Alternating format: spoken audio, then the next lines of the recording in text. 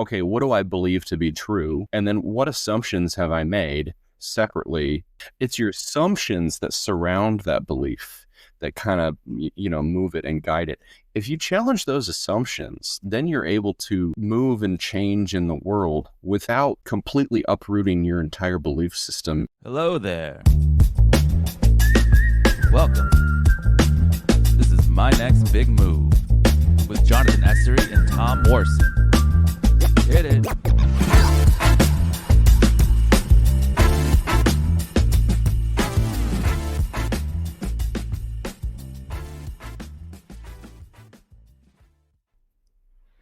Hey Tom, why do you watch movies? Oh man, getting right into it. Yeah. Well, John, why do I watch movies? We can restart that too. I know. I was testing out, jumping right into I love it. I think it's great. Man, why do I watch movies? Well, maybe, you know what? I have a better setup. So we'll cut. We'll redo this. Editor, cut that out. Yeah, exactly. So I've been reading this book called, what is it? I have it here. Save the Cat. Right. The last book you'll ever need on screenwriting. Right. Not that I'm writing for movies, but I love movies. And I mentioned this last time that I had learned about it as a framework for how every movie is ever made. Mm-hmm. And that kind of storytelling. And I like systems. I like knowing how things work. So it got me thinking, one, I'm enjoying reading it. And two, it got me thinking, why do I watch movies? So Tom, why do you watch movies? Kind of there's an emotional level to it of like a parasocial, oh, look at these new people that I'm getting to meet and become friends with and who I'm connecting with. And I think that taps into a very like core part of who I am, which is loving connection and connecting with people and not wanting to be alone. Yeah. But I think that I watch movies in the same way that I like talking to people at a bar or coffee shop or, standing in line someplace of like, I'm curious. I'm curious about people's stories. I'm curious about people's experiences.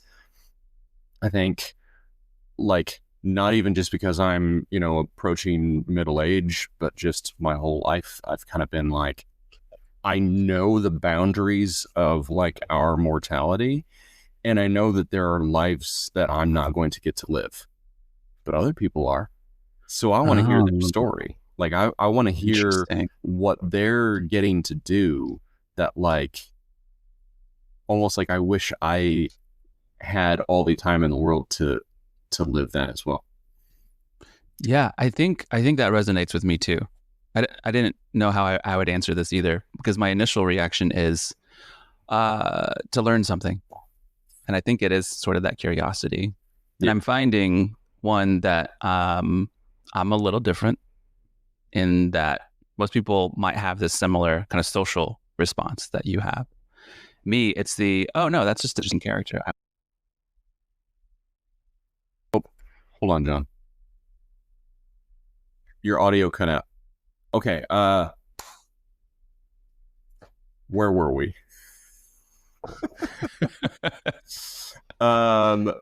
Movies. You were saying you feel I've been very introspective in the reading of this book, trying to improve my storytelling and understanding the craft of storytelling. So I tend to approach things very with rigorous inspection of how it's structured. Mm-hmm. There's something about that, which is why I think I like process and why I got into product overall. Because like that is just like, that's my jam. Like if nothing else happens, if I understand how something goes together, like I love it. Mm-hmm. Mm-hmm. And so I'm discovering that like most people don't do that. They don't see the world that way. They see the hero's journey, or they see themselves in that person, or they like to your point about the social aspects and the learnings and curiosity of like what people, how they overcome challenges. And I like all that stuff too. Or they may not even have the privilege of being able to be introspective. You know, they're trying to make it work and survive, you know, and you know, just sort of like for acknowledgement of anyone who's listening to white men have this conversation. Sure. Well, I recognize that I'm in a privilege of a place of saying like, I get to imagine what else is out there. I get to contemplate all of these things.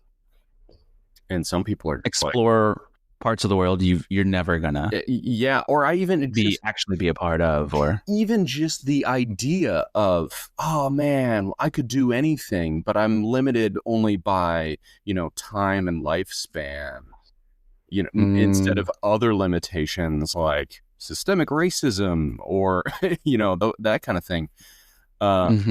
It's a privilege to get to imagine those things and then see stories and storytelling as an avenue for me to live a bigger life that I'm capable of living. But just, you know, acknowledging, and to any people listening and stuff like that, like, I know that's a privilege. Like, not many people on this planet get to have that same sort of like, I can just think about, you know, all the things I could possibly do in life. Yeah, you know, it's they wake up hustling and they go to bed hustling. Sure. And I'd be curious, you know, I'm trying to put myself into the shoes of somebody like that who you know, it's just like, I've got to work 3 jobs and I'm driving, you know, DoorDash, and I've got 2 kids that I've got to get through school, and you know, groceries are 30% of my budget every month, you know, that kind of stuff. Oh man. Yeah. What are movies? Sure. What is storytelling for them? You know, do they even have a chance to think about it, you know, that like, is it an escape that Hollywood always promotes it as being? Yeah. Right. Is it 1 hour a month that they can afford to entertain themselves with, to escape to, you know, of just like, hey, don't think about your life right now, all your problems watch for a second, other person's life, you know, sort of thing. Does that feel good? Is that sort of the same? Does it connect in the same way that we're talking about, of like, oh, I get to see? Is there a curiosity component there, or is it like, is there an angst there of, look at this other life that somebody else gets to live and I'm over here, you know? Anyway, before we get too far down, like, I want to keep hearing what you're talking about as far as you know, how important story is and everything like that, but just for the sake of knowing and acknowledging where everyone comes from our different bias, places, our worldview of this conversation. You know, just want to say that, like, I know we have a limited perspective. This is interesting. I know this is dominating a lot of public discourse, and I don't know, maybe those are topics we bring up at some point. I don't know. I hadn't thought about it. But mentioning it, it's yes, and I think it makes the point that I take away is perspective is almost everything. Yeah. And if you can't keep things in perspective, if you can't find new perspectives, or you always boast about your perspective, realize that it is simply a perspective. Yeah. Right. We always tend to defend that as the truth, as if it is a singular testimony to a singular truth. And there are those things, like that is your experience, but it's also other people don't have the same one. And I don't think there's any rectifying that to what I'm hearing around that topic. It's the sort of like recognition of it, right? And knowing to kind of break the pride of our own perspective. And I think this will tie back into kind of where you started this conversation around, story and everything like that, is sort of a baseline, just acknowledging like every story is a perspective, and a perspective is it's an approximation of the truth, right? It's a representation. It's insufficient at being able to describe everything that is actually true. But just like any, model or theory in science or anything like that, like it's our best approximation at saying like, oh, okay, cool. I can, I'm getting the perspective here. Something that like comes to mind is, I think we've talked about, like, one of my favorite shows is How I Met Your Mother. Maybe other people will disagree, but it's a show that, like, the more I continue to watch it, 8, 10, 15 years later, and I'm probably on my like 6th or 7th rewatch of it if I were to start it back over again today. Wow. It's a show about storytelling. It's a dad telling his kids the story and the stories of leading up to, meeting their mother. But it also has an ulterior motive of a different story that he's trying to tell about, spoilers for the show, that like the mother is gone now and he's looking to find love again. But doing so in a way that's sort of like, anyway, so it's just, when you rewatch the show and you rewatch individual episodes and you're sitting there and you're thinking like, here's a guy who loves telling stories and they're embellished, like all that kind of stuff. But in his storytelling, he's also telling another story to his kids about like, I love love. I loved being in love with your mom, but she's not here anymore, and I want to be in love again. And here's this other corpus of stories that kind of starts to lead you towards this other thing that I'm potentially feeling about being in love with a new person. Oh, wow. Yeah. And so, kind of just like tying a bow on this before handing it back over to you, I think that it's important to acknowledge that all stories have a perspective, and all perspectives are an approximation for the truth. And wanting to acknowledge that even just the story of this podcast, the story that I'm telling today, its narrative is coming from my perspective. And I know that is not the perspective of somebody else. Somebody else has a different story because they are a different person with different backgrounds, all that kind of stuff. So I think that's key though, in such a divisive culture, to be open to hearing other people's stories. And I think that's what I like about talking with you and starting this podcast, is oriented toward figuring it out, what it means to get over the hump of where you are to where you want to be, because that's gonna be different. Yeah. And I think sharing out our ideas, and I'm hoping to hear from others that we might be able to interview, or colleagues that we've been talking to share their stories too, to work towards a goal that I have, which is to have as much of a rounded perspective as possible. Yeah. On any particular topic or subject matter or events.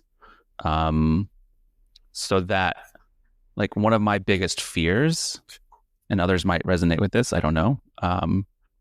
Definitely write into us if you do. Is not to be wrong about something, but to believe the wrong thing about something. Mm.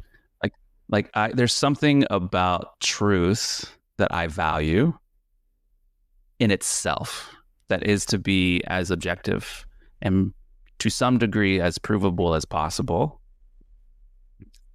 but also isn't just switched around because of someone else's opinion. Yeah. Right? It's okay, this side has that opinion, that side has this other opinion.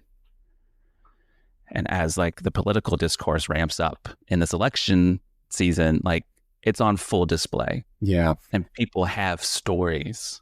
And some people just believe that. Mm-hmm. And something that I've been researching on and things that I talk about that I'm starting to decipher from observing how we're interacting online and the influence of digital technology on the way that humans interact is that not just the echo chambers, but the scale at which we can now find what used to be very small corners of the world are now much bigger. That we've not yet evolved our mind to navigate that scale. Yeah. To know how to push back on, not just saying fact checking. That's probably the first step, right? To any degree. Yeah. But it's more so on the, I should take this with a grain of salt or a cup of salt lately, right? It's not about either side. It's about what is it that I should take away from this? Why should I care about that? Yeah. Why should I believe you? I think at all. There's a like, you want to believe in a truth that has some amount of, I'm trying to find the right word, like solidity, not rigidity, not like some sort of like firmness, right? Maybe, like it's not like you said, it's not just something that I'm like, oh, I believe this thing. Nope, now I believe this thing. Nope, now I believe this thing. You don't want to like be constantly, you want something grounded and foundational to believe in. But you also want that to be able to be somewhat malleable, because the world is chaotic, and bring in things like black swan events, where it's just like my mental model was based on this set of variables, and now you're saying this thing is coming into the mix that I had no opportunity to predict. Like, well, what happens to my version of truth that I believe in now? Mm-hmm. I mean, yes, it needs to move and change with that new information, but you can't just like throw it all out entirely, because there has to be some amount of consistency, right? And so this is for another podcast. I think we'll tie it in with some of the like founding principles and stuff that we have from your systems of success and what I've written. Yeah, when we get to that part. But one of them is like challenging your assumptions. Mm-hmm. And so it's sort of splitting that, like, okay, what do I believe to be true? And then what assumptions have I made separately that feed into that assumption of or that belief, right? And so your belief can stay somewhat consistent. You can intact, hold your belief here and allow it to move slowly and change over time. It's your assumptions that surround that belief that kind of move it and guide it. If you challenge those assumptions, then you're able to move and change in the world without completely uprooting your entire belief system and having to like, just, my world is blown up. What story do I even have now? Right. And so I think there's something to that, like it's a mental thing and it's an emotional thing too. I will say this, that I think it ties into a very human trait of we want to matter, but we don't want to be in charge of everything. We want to have purpose, but be given purpose. Right. And we don't want everything we want to be important to everything, but we don't want to be blamed for everything. And well, that's certainly true. Yeah. And I think there's a certain, like, I mean, you can start getting very like metaphysical and stuff, like even talking about religion and everything. About religious, yeah. We want to believe in something that's bigger than ourselves that we get to be a part of. But we also want to be forgiven for our individual mistakes, because in the grand scheme of things, they don't really matter to that bigger thing. How do you rectify being important and being unimportant? Right? Yeah, these are interesting questions. We're going in a bunch of different directions, but I think the analogy is there. We are. Your belief system is what's important, and the assumptions that create that belief system are also not important. So you want to, those things you can just come and go, change and change. At the same time, like because you're based off of that information. This is what I believe, and I think there's difference in having something that guides, like the principles that guide your filtration system of what allows those assumptions not just to be challenged. Yeah, challenge it, but then there's like a thought experiment that should occur of I don't just accept this. How does that hold up against whatever your principles are? Yeah. Certainly, being a Christian, it's how does that hold up against the Bible? Sure. What does the Bible actually say with things? Yeah. There are many interpretations of that. So which one do I take on? How do I understand those things?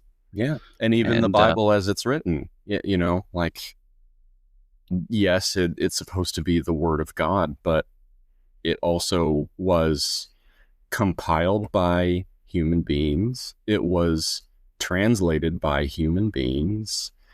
So there's still you have to acknowledge that there's still a perspective, there's still a storytelling that's happening from a religious text like that. And sure. So guided by, and that's the claim, guided by the Spirit of God through history to survive these so many years, right? Yeah. I've been watching a lot. I often watch some YouTube videos, a lot of YouTube videos that talk around those topics, like the canonization of the Bible, the historical, archaeological pieces that support a lot of the stories in the Old Testament, the history of it. Yeah. Just to continue to allow challenge to my current understanding of things and things that I'm curious about, and to grow in that way. Yeah. And I think I apply that same approach to almost everything else I do, just because I don't think we're meant to be so rigid in something we don't continue to grow, which is what I think you were talking about and describing, that your belief doesn't have to completely shift. Yeah. But it should evolve and grow with challenging some of the assumptions that you hold and allowing yourself to view the other person's perspective. You don't have to accept it, just to be open to hearing it, right? I think we've lost that, to be frank. To pull this back around to another topic we're not supposed to be talking about, politics, right? Yeah.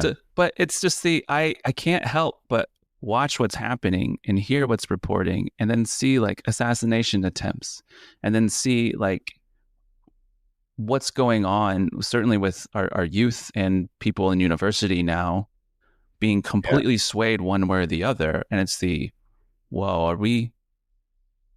there is a group, the millennials, who should be now to a degree of some kind of understanding of things to help maintain and provide some perspective with social media generation, which is another topic I think we could completely take this conversation into, which is we used to tell stories of people, and they had an entire journey and an arc. Oh yeah. Yeah. typically orients around some kind of moral at the end or something you can take away from that person's challenge Yeah. and overcoming of that challenge. And we've sort of, what social media has evolved into, majority of it is stripping out the sexiness of that story and only pumping you 7-second videos of just that little morsel. It's not a lesson. It's not an arc. You don't understand the full totality and context around that person, the whatever influencer that they are. And they don't tell you that story either. You hear it on some other interview, right? You hear other people's kind of comments of like, I don't know why I just spent 2 hours on social media.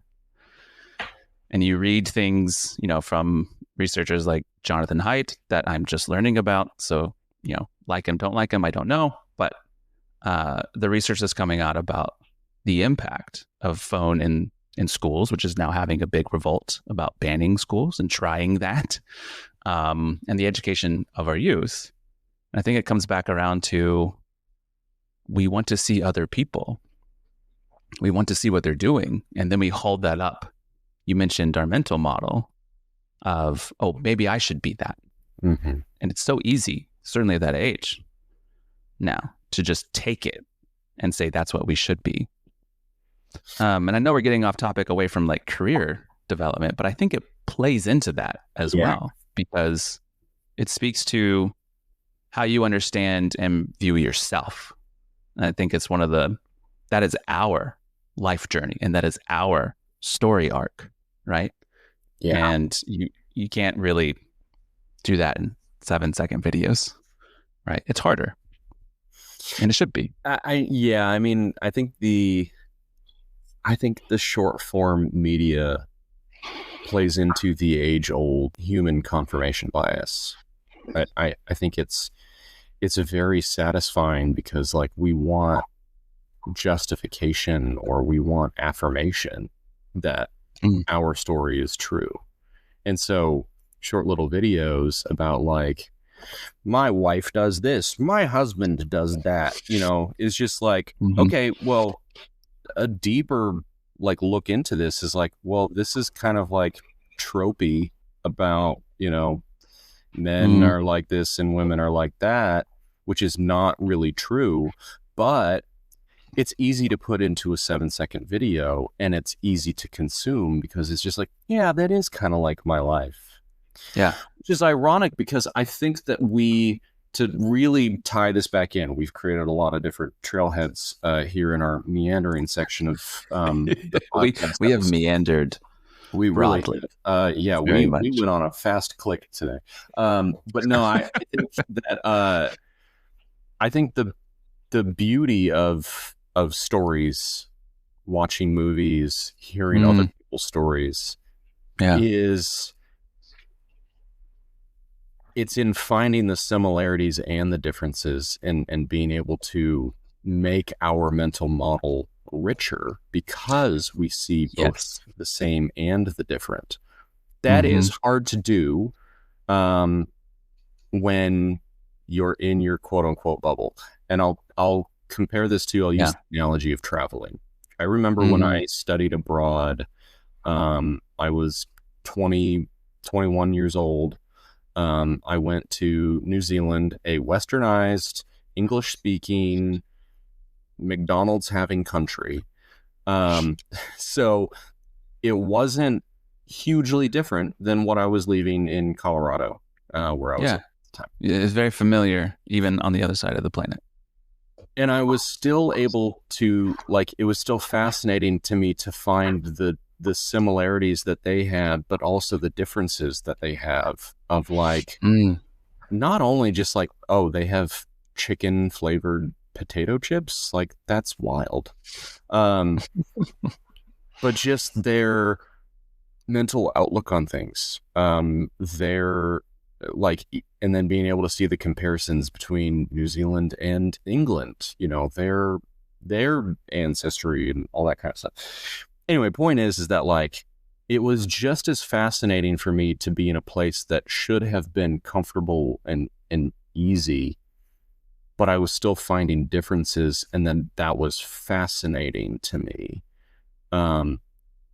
if I had just stayed in my bubble of Colorado or my hometown or whatever, then my mental model would have continued to be supported by that bubble. By traveling outside of it, listening to other stories, my mental model is now richer. And I think that this is hopefully why we watch movies or listen to stories and stuff, because we want the affirmation of what's familiar to us in other people as well. But we're also like, we want to be challenged and learn more about the things that, like, wait, there's something else out there. And that can be a good thing, like the politics and everything. I think there is something to, I mean, at the end of the day, it's always like, where's the money, right? And I think there is some kind of machine. I won't even just blame media. I think it's in a bunch of different players. Yeah.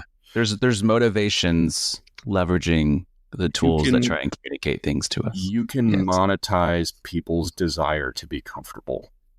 And that comfort or feel good. And that can look like continuing to affirm my mental model of the world. And now we can pick and choose that a lot too. Yeah. I want to follow this person and not that person.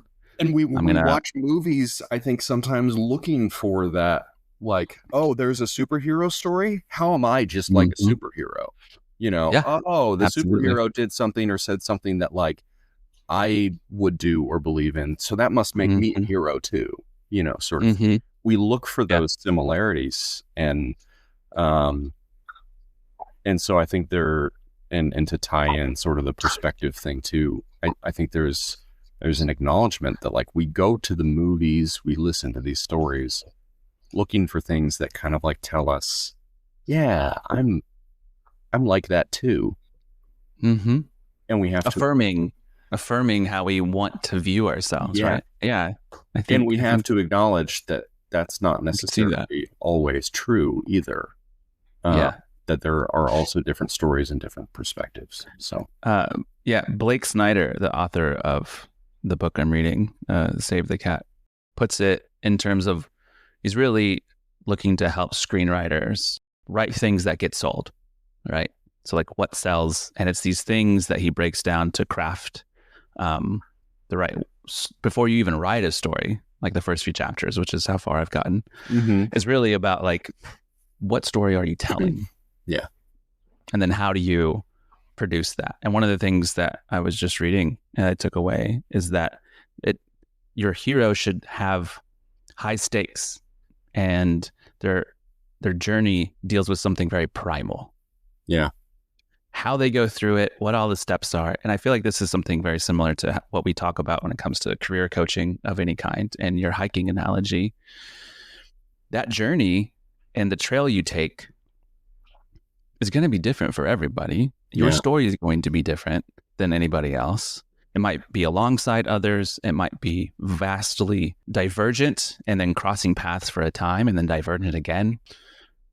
But there's still something primal that we're drawn to in good movies, like movies that touch something deep within all of us, that appeal to a human root of survival, of relationships, of love, and things that come around with love and being loved. And not that those necessarily are how we should always be pitching ourselves, but I think there's lessons to be learned in how we structure the value we can bring to the table with others. And I think we'll get into this in another show. I think today's was very interesting, and the turn it took. I did not see that coming. But to the point, actually, of this book too, is providing the twist, right? Yeah. I thought we were just going to talk about movies, and then we get into the storytelling, and then we get into why we do it and the value we take from it. And we take so much from that I think there's a little bit more that I took away from this conversation already around how we can need to be mindful of where others are also viewing the same thing. Yeah. Because in doing that, that reunites us as a community. Yeah. Because if we can't do that, guess what? We're a house divided, right? Which we've heard does not work. Right? Yeah. I keep thinking of Abe Lincoln, and I can't quote him, so I don't want to say Abe Lincoln. But there's a speech, I think, out there. But it also reminds me of something Einstein would do a lot, which is another brilliant mind. I try to find similarities with myself. Sure. Yeah. Yeah. Or at least try to emulate. How did he get to that genius level? Yeah. And he would run thought experiments, right? Yeah. Like all of his like stories and explanations and analogies of general relativity and time are set up as thought experiments. You run through these scenarios in your mind to then see if there's any insight or new knowledge or new perspective on something that maybe you've seen every day. That's a lot of why I might choose to watch a new movie, because there's movies all over the place. Yeah. But to like what we were talking about before, there's something primal I get from it that I don't have to go through myself. Right. I think that's why I like horror movies. Because it's what are they going to do with this new circumstance that they find themselves in? Or the mechanics of that are like so wildly out there. I'm curious, how would they ever survive, sort of thing. But I'll also watch romantic comedies, the right ones for me. I'm not saying there are right or wrong ones, the ones that I am drawn to. Unfold some scenario of like some scenario that helps me reflect on my own thoughts of relationships and love and how I act, like with my spouse, for example. And so, I don't know. It's just in this whole learning of better storytelling and how to craft it. It got me thinking about that. So I appreciate you kind of taking this ride with me through all the rabbit trails and various topics. Yeah, dude. I mean, and maybe just to, add my last thought here too. It's interesting because for some reason in my mind, as you were talking about the book and tapping into something, primal, what was stuck in my head was the begin with the end in mind, which I think is, I just checked it, and it's habit number 2 in the 7 Habits of Highly Effective People, which I don't even remember actually reading that book either. So like my wife is reading that book right now. She's loving it. That's so cool. But I also think about I think about storytelling as a, begin with the end in mind, and like what's your, like where are you trying to get to, and not even necessarily like, oh well, what does the conclusion of the story look like? But what's the thematic element? And I remember somebody saying Star Wars, for example, that yes, it's the hero's journey and this sort of thing, but what's his name? Dave Filoni. He's the kind of like, him and Jon Favreau are sort of the like apprentices of George Lucas and the caretaker. They're carrying the stories into today's present. And I want to say it was in an interview with Freddie Prinze Jr., who does a name I have not heard in a while. But he does some voice work for one of the Star Wars animated shows, I want to say. And he was talking about how George Lucas and Dave were like having these conversations, and Dave started talking about like the redemption story, and George Lucas being like, you get it now. And so it's like, Star Wars is not this hero's journey. It's not this like whatever. Star Wars is and has always been a story about redemption. Yeah. Any redeeming quality of Anakin Skywalker. Yeah, right. Or just like, like, oh man, like no matter what we do in life, like there's a human desire to be like, we wanted something so bad that it made us do something awful. And is there a way to redeem ourselves from doing the awful thing to doing the right thing Mm-hmm. while wanting what we've always wanted, right? Yeah. And Yeah. interpret that however you want about like Anakin Mm-hmm. loving so hard that he would do anything to blah blah blah. Yeah. But I think that's really interesting. Being redeemed at the end and saving his son. That's Right. revenge of the And Sith. like almost being able to let go. Like being like, oh, true love is being able to let go instead of holding on too Yes. tight. Yeah. I mean, there's so much you So can much. pull out of Oh it. yeah. Certainly with that lens Yeah. on such a grand epic. I compare that to J.J. Abrams's Mystery Box. Oh, I've not watched this. Look, my personal opinion is I loathe the Mystery Box as a storytelling device.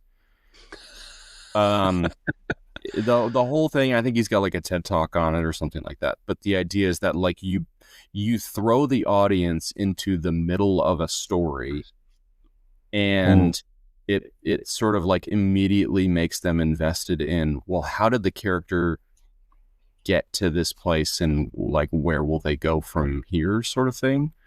And so I mean, Lost is a great example, all that kind of stuff.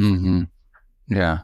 The problem that I have with it is maybe that in execution it comes off as just, well, what's something interesting and spectacular that we can do, and then we'll create whatever backstory we need to. I see.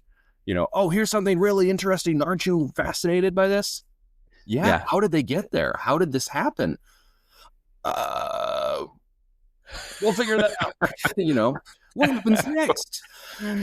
Yeah. Something even more spectacular. Stay tuned. And so, like, look at they use it as the hook just to get you in the door, and then it sort of can so easily dissolve from there. And I'm gonna, immediately overwrite exactly what I just said, because I think that there is something compelling to throwing someone into the middle of a story. I mean, that's what this podcast is. From there to here and from here to there. Like, this entire podcast is a conversation about, you're in the middle of your story. Like, how did you get here, and where are you going to go next? That's very true. And so I think that is not a bad way to talk about a story or talk about a narrative.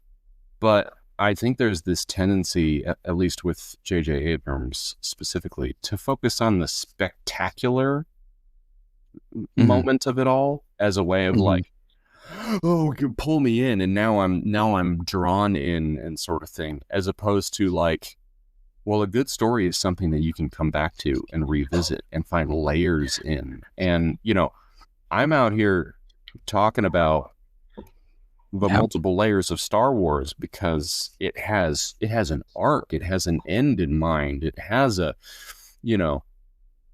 and I'm not really talking about other movies that are sort of just like, they have spectacle, but it's like a lot of fluff. Singular. And it's just aesthetic, rather than something that has multiple layers for you to unpack. Yeah, right. There's not much I can take away outside of, I rode the roller coaster.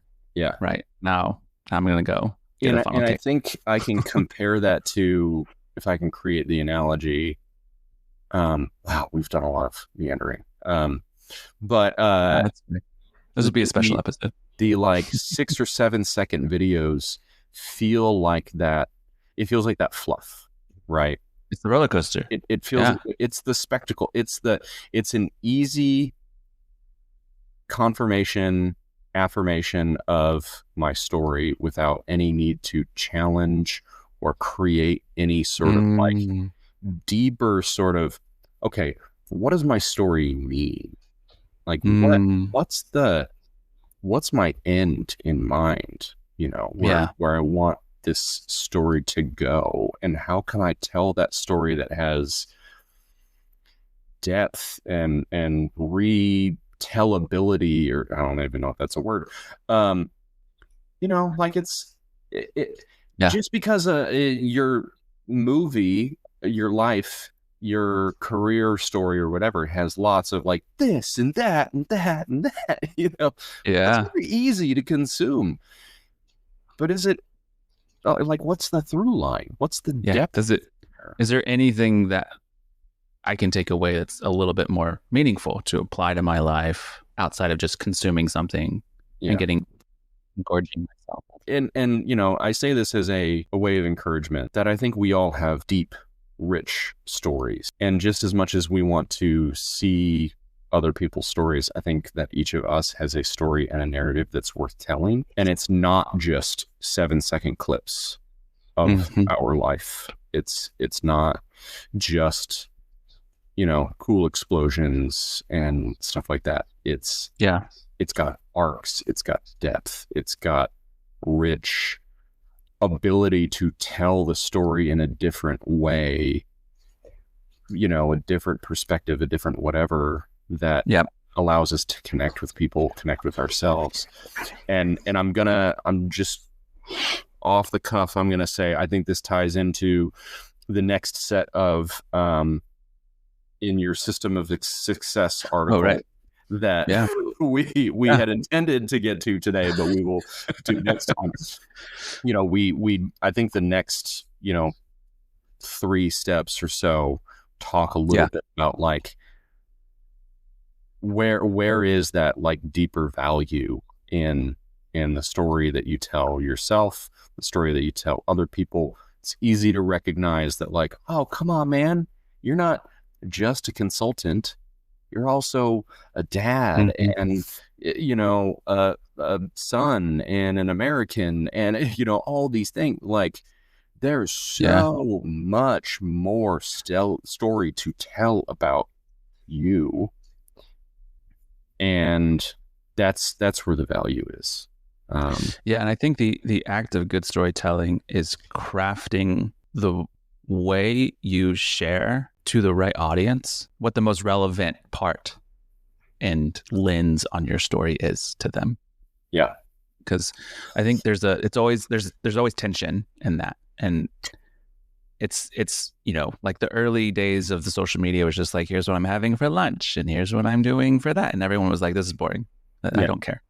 Yeah. Right. And now it's well, look at this thing and look at that thing and buy this product from me, and which I'm also trying to get into. But it's also just I'm finding, and this is where like I'm seeking out, how do I craft a story that actually resonates with another human being?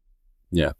Not like the aesthetics, not just the appeal, not just charisma, but to the heart of that person. And that translates into any kind of career promotion cycle like we just have gone through, to networking, either for social occasions or finding new opportunities, or an entrepreneur trying to find and make sales, the leads that you're trying to discover. Any kind of marketing effort is literally that. Yeah. And so I think that's what has me sitting on this topic, and bringing that up here, is because it's so systematically the root capability that gives you the broadest amount of the broadest opportunities for finding success, whatever that goal is. If you know how to craft the right story or 1 or 2 sentence, one-liner of who you are that has a good hook. It's fascinating and interesting. It has a twist that someone didn't expect. That also tells you like what your story is about. Yeah. All of a sudden, you get people who are interested, and they're I see these things all the time, like 5 ways to get this or 7 habits of highly effective people, and I think those are great. But figuring out how to get to the next over this hump of where you are also means finding people you can bring in that will help get you over the wall. Yeah. Right. And that's where I'm at. It's like, things that I want to do, I can't do on my own, like this podcast, which I appreciate, Tom, that you were doing this with me. I've been wanting to do this to go on another tangent. This is going to be the episode of tangents. Thank you to everyone who has stuck with us through all of this. Yes. Yeah, I hope you found it interesting. I'm just picturing someone on a walk, like, looking at their phone while they're listening to this, just being like, what are they gonna get to anything? Yeah. Maybe not on this one, but we promised we will. But it was I've been wanting to do something like this that I knew I was capable of doing for, like, I don't know, 3 years. Yeah.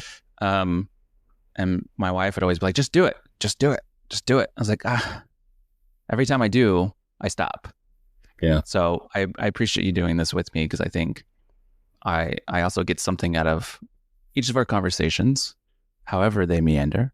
And I think we're both on the same sort of seeking journey of curiosity and finding relevant tools, frameworks, perspectives that we can gain from the stories that we gather from those around us. So I'm hoping these will also be stories for others that they can gather. Yeah. So absolutely. With that, we can move on from our tangents. Sure. Yeah. Let's. What are you creating and consuming this week? That's right. Yeah. I actually kind of prepared for this. I've been watching the comedian Drew Lynch. He's pretty big on YouTube. He does live stand up all over, and I kind of love his style.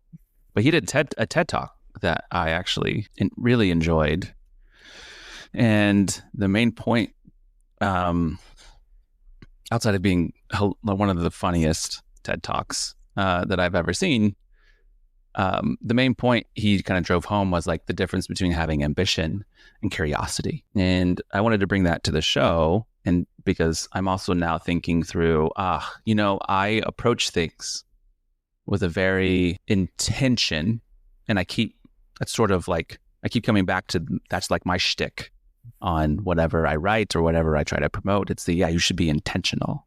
Yeah. But that's mostly because of, like, my brain likes to go in various directions, and I have to be intentional or it doesn't get anywhere. Yeah. So I'm sure that resonates with other people. But at the same time, you also can just embrace the journey along the way and embrace the curiosity when disruptions occur to what you intended to happen. Yeah. I highly encourage people to go watch Drew Lynch's TED Talk. I forget what it's called, but that was something I kind of consumed this week, and I'm trying to find ways to apply that in my understanding of opportunities before me and which ones to feed more into. Yeah. And also, like, not be as neurotic as I typically am. Hey, you keep being you, Jon. Oh, I am so neurotic. It's okay, we should balance this out. we should balance this with something else. How about you, my friend? What are you consuming and creating? I can't remember if I've mentioned that I'm reading The Power Broker. I think I have. I don't remember either. I should keep a journal. I'm going to start doing right. Well, so The Power Broker, written by Robert Caro, talks about the history of Robert Moses and building in New York and everything like that. I know this name. Yeah. Yes. And so the 99% Invisible podcast is going through the book piece by piece. It's 1,100 pages. So they're going like 100 pages at a time, throughout this year. And I've been trying to keep up because it's been on my reading list for a long time. I'm about halfway through. Wow. So I've been working my way through that, and it's talk about storytelling, listening to the podcast in conjunction with reading the book itself is really great, because it's some of these podcasters have also talked to the author Robert Caro, and they've described his writing style, and they've done an analysis on a level that I wouldn't probably be able to do on just one reading, much less not being a writer or anything myself. For example, they talk about like how Robert Caro, the author, is so detailed. He names like he'll have a paragraph where he names every single street that like was touched by this thing that, you know, this park project or whatever that Robert Moses did. And to some extent, you're sitting there saying like, oh, okay, like, yeah, cool, you know. But thanks Stephen King for telling us everything in the room. There was a very like gestaltness to it of like, because he's added all these little pieces, it sort of like makes you go like, wow, you know, like this point is really driven home. And so it's like not even about the names of the streets. It's the fact that he named all of the streets. It's a writing style. So anyway, I'm consuming it in a way that's like fascinating from a learning about old school journalism and research papers and you know, primary sources and views and all that kind of stuff, as well as like the machinations of politics and local government and petty men, you know, just there. I just finished one of the stories. I'll make this quick. Robert Moses is gaining in popularity and decides to run for governor of New York in 1936. I want to say 34, 36. And fails spectacularly. Like he does not get it. He understands how the bureaucracy works to, you know, mold to his sort of thing. Right. But he gets in front of the public and he's just like, I hate all of you. Like, and I hate my opponent, and I hate I hate anyone who's willing to get in my way and say no to me. And he just like, you know, gets up on stage and he's just like, and another thing, this person doesn't know what they're doing. And, you know, and he's like making stuff up about people. He's throwing people under the bus. And he loses with the biggest margin of like ever in New York history or something like that. Cut to immediately after that, Roosevelt, who was the governor like a few years previously, did not get along with Robert Moses, is now the president and says, I want to bury this guy. Like, I don't like him. I want him out. I'm going to like put pressure on Mayor LaGuardia to, you need to fire that guy and get him out of there. And LaGuardia is like, I can't because he's so popular with the parks and everything. And if I do that, then it's like, oh, look how big of a bully the federal government is to the politics. Know, I can't do this. Yeah. Only serves to this, you know, thing only serves to reestablish Robert Moses as fighting against the thing. So he has this huge dip in the public perception of like, what is this guy doing? Like, is he really going to talk to us and talk about people like that? Man, he's really getting the short end of this stick from the power guys in Washington, D.C. You know, and it's sort of this like, I just finished a section like about halfway through, and you kind of tell yourself, like, if Roosevelt had done nothing, the rest of this story wouldn't have happened. Like Robert Moses probably would have been swept to the side.